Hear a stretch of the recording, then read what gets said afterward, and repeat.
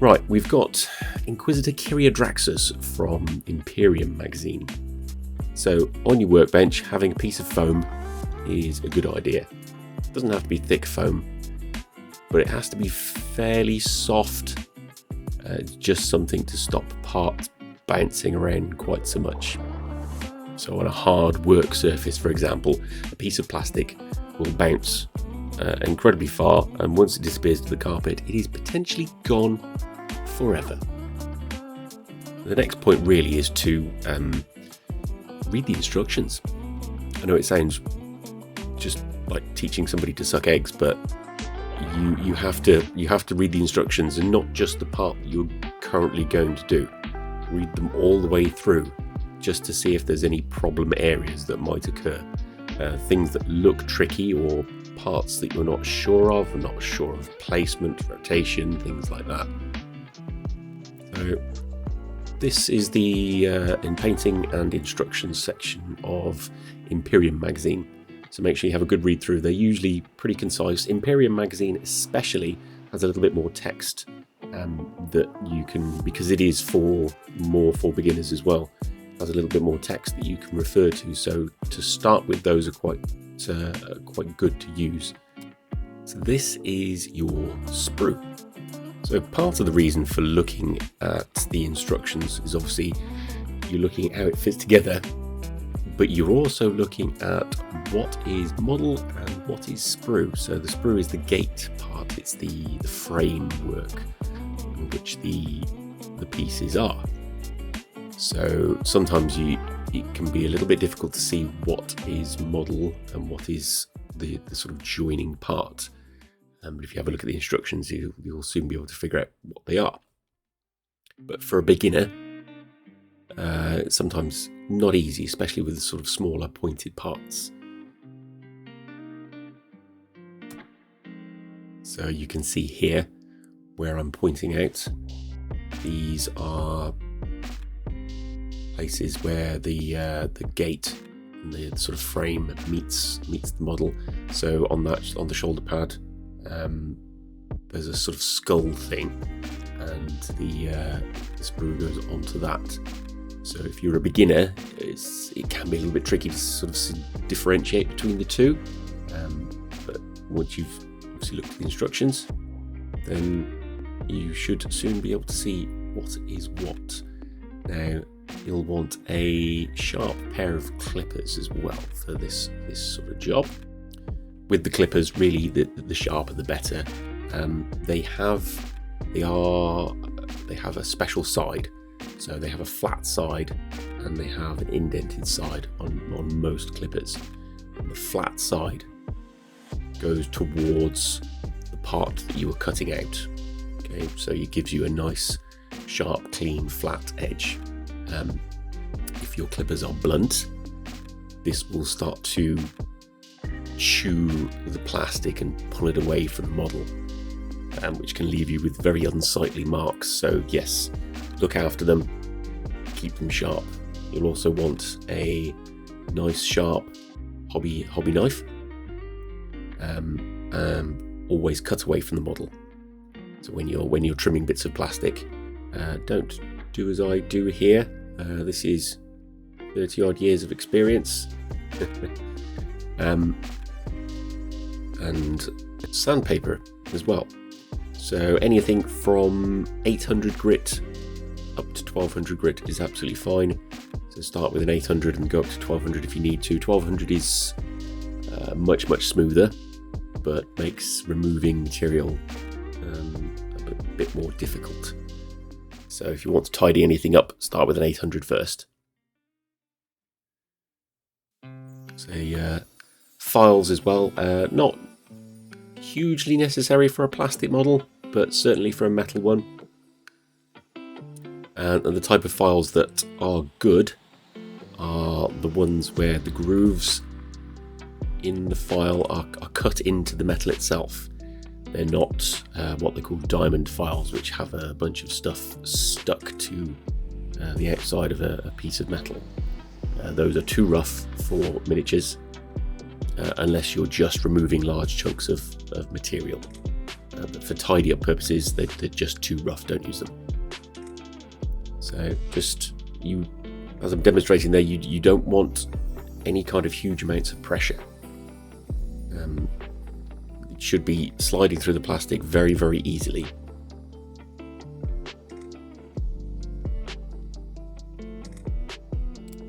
If you want to remove material as well, just use the side of the hobby knife in a sort of scraping motion, which will take away a decent amount of material, and then you can tidy that up with sandpaper afterwards if you need to.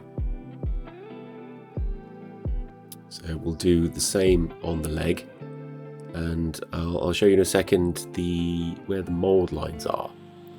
So you can see here that would have required too much pressure and could be dangerous. So clip it off and then just slice and scrape down.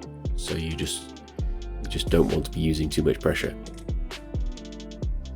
The mould line is a tiny little line down the center of most pieces.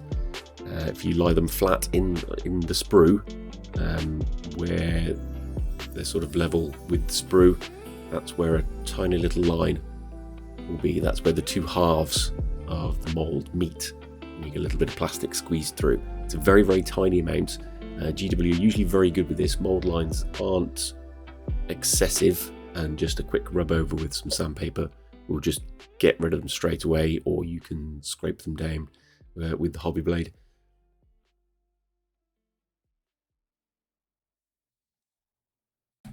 Getting into curves as well, just fold over your sandpaper to create a sort of radius, and then you can get into curves, grooves, gaps, sort of tubing.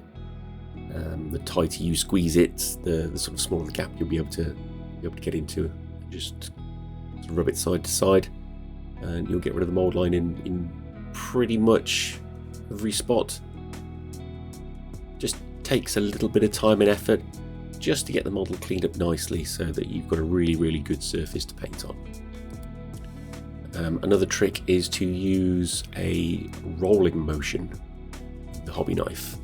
So for very, very tight corners, you just pop the blade in, see in a second, and you just roll it rather than scraping it like that. And you don't want to be pressing down or anything like that. You just use the weight of the tool itself, and that'll do the trick for places where you can't get in with any sandpaper. And we just do the mould lines on the back of the leg. You can see here, test fit absolutely everything. Whether you've done that piece 100 times before, doesn't matter. Always test fit it. It could be an issue, you could not have scraped it down enough or sanded the piece properly, or there might be a mistake. Sometimes there are miscasts and things like that. So always test fit it. This will also get you used to how the pieces fit together as well. So for gluing purposes, it's quite useful. For actual gluing, you want Tamiya extra thin cement. So for complicated, well, it's not really complicated, but for detailed figures like this, which have a lot of surface detail, Tamiya extra thin cement is fantastic, because you just put the two pieces together and you just run the glue over the join, and it uses capillary action to just suck the glue into the gap, and it sets very, very quickly. For bigger pieces, you can use a slightly thicker glue, but if you're a beginner and you don't want sort of blobby, fingerprinty bits everywhere, then just use the Tamiya extra thin cement. Just be mindful of getting too much on the brush that's in the pot of glue. So just give it a quick wipe on the side first, otherwise you'll just run too much glue onto the model, and it'll spread everywhere. Because it uses capillary action, it spreads really, really quickly. So just be mindful of that. have a test figure that you don't really care about to build first, just so you can see how it works. The only other thing that can be a problem with using a glue like this is that you have to hold both pieces together before you add the glue. So some sort of helping hands tool is often quite useful.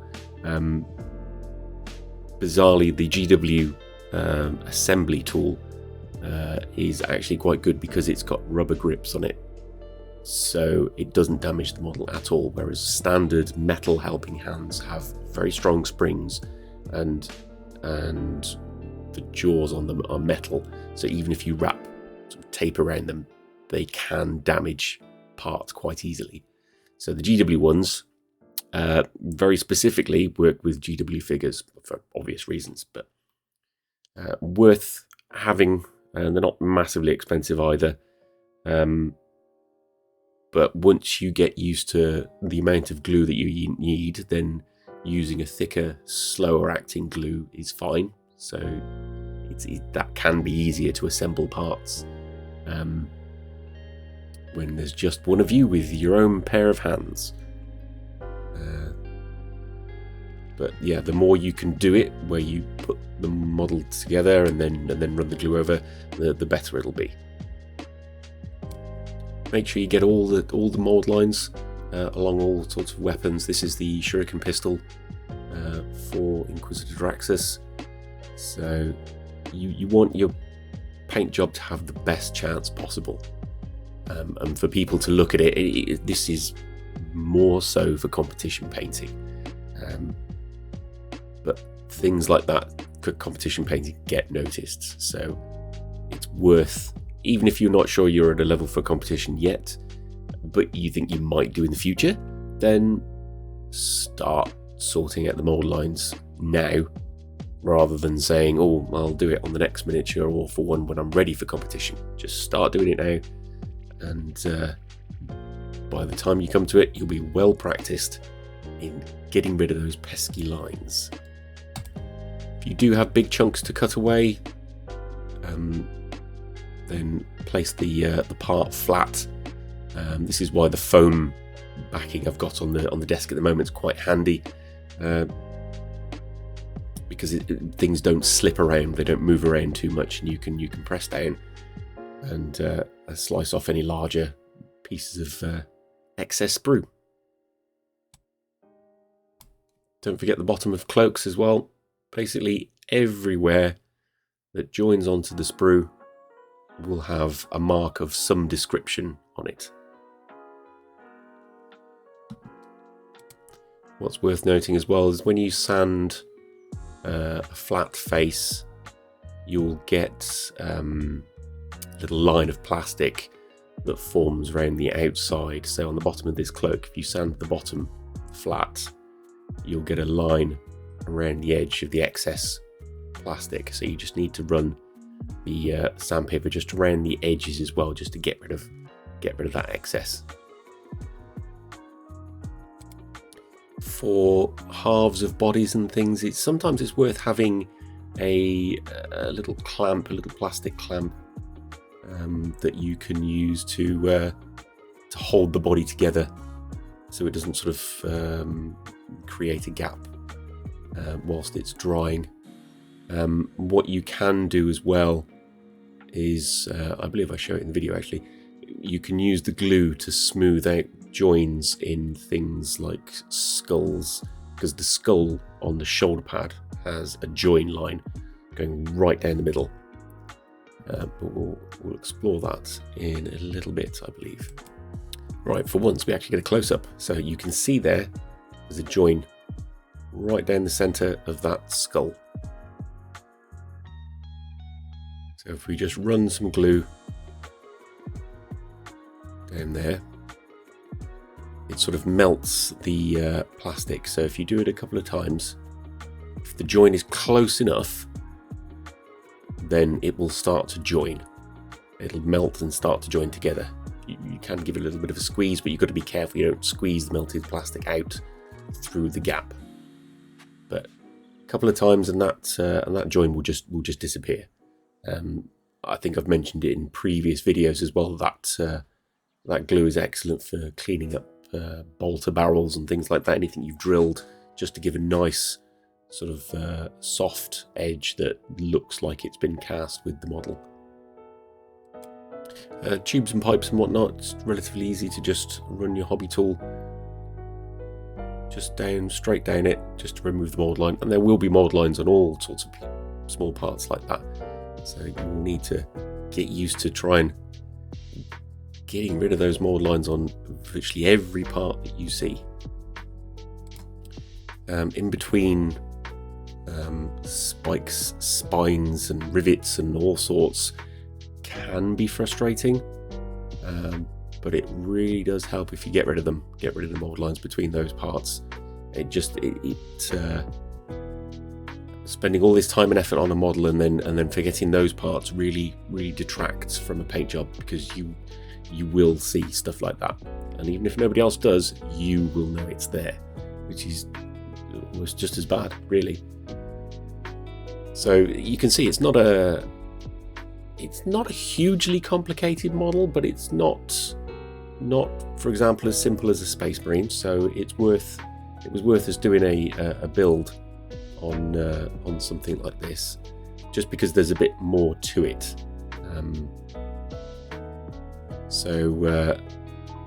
I was tempted to cut this into a sort of top 5 tips, but really it's just talking about each individual model. There are certain things which you can do on every single model, but when it comes down to the test fitting that and the trimming of parts and the mold line cleanup and things, it is just down to what's on the individual model.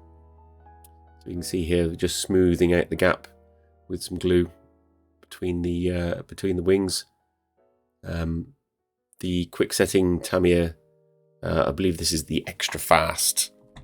The quick setting extra thin, and it does set very, very thick, so it is useful for gap filling. When you get to the bottom of the bottle as well, you can create what's called sprue goo, which is the bit you can't reach with the brush, because eventually you get to the point where you can't reach most of the glue with the little brush that's stuck in the lid. You just put a bunch of sprue offcuts into it, and it turns into a thick, goopy plastic glue substance, which you use very, very useful to fill gaps and things, because it turns into plastic once it's dry. So you're not filling it with sort of, say, green stuff where it's a completely different material. There will be no join marks and join lines once you fill it with sprue goo. I think some people call it sprue glue, but sprue goo sounds better. Sometimes popping heads on can be tricky. So this is a pair of like grippers. They have no texture on them at all. They're just for holding things. But you've got to be wary that it's metal, so if you squeeze too hard, it could damage the part. They're also, because they're metal, quite slippy. So sometimes attaching just a bit of super glue, a bit of blue tack to them, or a bit of blue tack to a cocktail stick or something, and just placing your part on the model that way is sometimes a little bit easier. Some painters amongst you might want to paint the head separately, in which case you just pop it onto a cork or something, onto a piece of blue tack, and do it that way. This one's more of a build video. I will paint it at some point, but for me, there's no desire to separate that head. It's only going to get lost if I do, so she'll keep her all completely together. So there we go. That is Inquisitor Kyria. That's Inquisitor Draxus, all done, all built. Eventually she'll get popped onto a base and painted at some point when I discover something to do with her. So thanks very much for watching, and we'll see you next time. If you've got any questions, please just drop them in the comments, and I will do my absolute best to answer them. Thanks very much. Bye bye.